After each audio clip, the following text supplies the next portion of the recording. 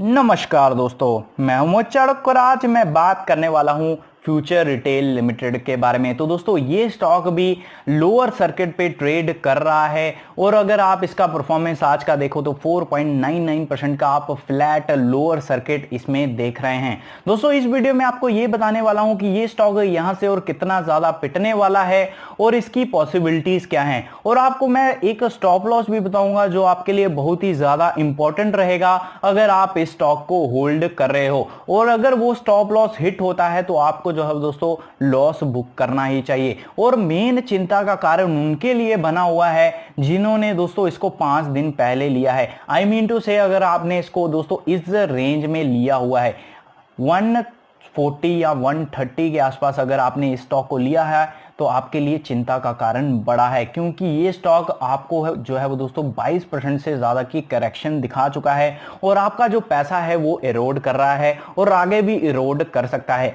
But दोस्तों आपको पता है ये स्टॉक रिलायंस के टॉक्स के चलते हुए आपको पता है काफी ज्यादा न्यूज़ेज आती हैं, उस कारण से मैनिपुलेशन भी आपको देखने को मिलती है। और अगर आपने इसको 17 जून के आसपास लिया होता और आपने इसको 26 जून के आसपास सेल किया है तो आपने अच्छे खासे रिटर्न्स कमाए हैं। छोटे से टाइम में आपने अच्छे खासे रिटर्न्स जो है वो दोस्तों इस स्टॉक से कमाए हैं। और अगर आपने दोस्तों इस स्टॉक में 2 जुलाई के आसपास पोजीशन बनाई है तो दोस्तों ये आपका पैसा बुरी तरह इरोड किया है और आगे भी कर सकता है। इस वीडियो में मैं आपको वही बताने की कोशिश करूंगा। तो दोस्तों पहले इसका ट्रेड देखते हैं, ट्रेड कैसा हुआ है। प्रीवियस क्लोज आप देख सकते हो 117.20 है, ओपनिंग होती है 111.50 पे, हाई बनाता है दोस्तों 115 का, उसके बाद लो बनाता है 111.35 का और एडजस्टेड क्लोजिंग की अगर मैं बात करूं तो 111.35 पे इसको क्लोजिंग मिलती है। ट्रेडेड वॉल्यूम की अगर मैं बात करूं तो 16,65,259 शेयर जो हैं वो दोस्तों ट्रेड हुए हैं। उसके बाद अगर मैं बात करूं इसके इंपॉर्टेंट चीज की percentage of deliverable quantity to traded quantity,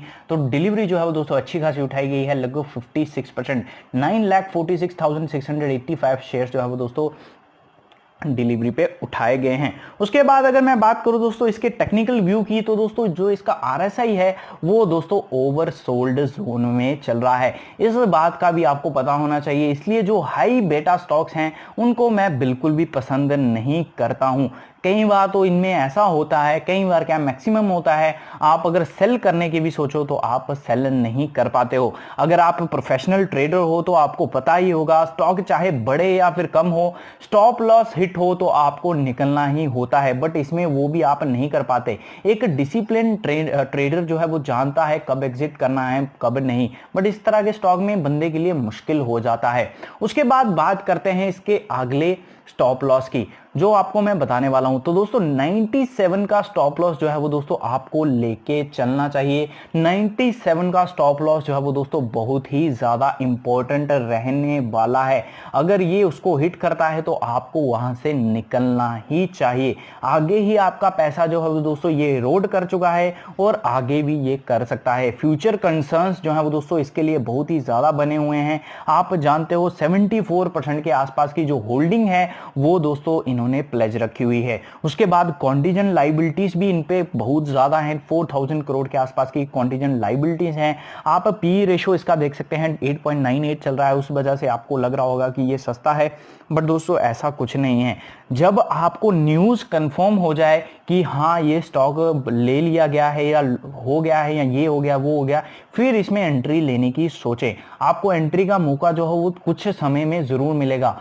आपको पता होगा कि जब न्यूज आती है तो स्टॉक जो है वो अपर सर्किट पे ट्रेड करना शुरू कर देगा, नहीं मिलेगा। बट दोस्तों जैसे ही न्यूज आएगी आपको एक अपॉर्चुनिटी जरूर मिलेगी, उसी अपॉर्चुनिटी का वेट करिए, क्योंकि अगर आपको दोस्तों रिस्क टू रिवॉर्ड रेशो अपने फेवर में करना है तो आपको वेट करना पड़ेगा। अगर आप देख रहे होंगे इनके जो दोस्तों बयान निकल के आ रहे हैं वो आ रहे हैं कि पॉसिबिलिटीज को हम हमेशा ट्रैक करते हैं, कोई निवेश करना चाहता है नहीं, ये क्लियर ना भी नहीं कर रहे और क्लियर हाँ भी नहीं कर रहे, ये चिंता का विषय बना हुआ है। इसलिए अगर आप अपनी कैपिटल के साथ रिस्क ले सकते हैं ये सोच के कि इसको एक्वायर कर लिया जाएगा तो आप डेफिनेटली कर सकते हैं।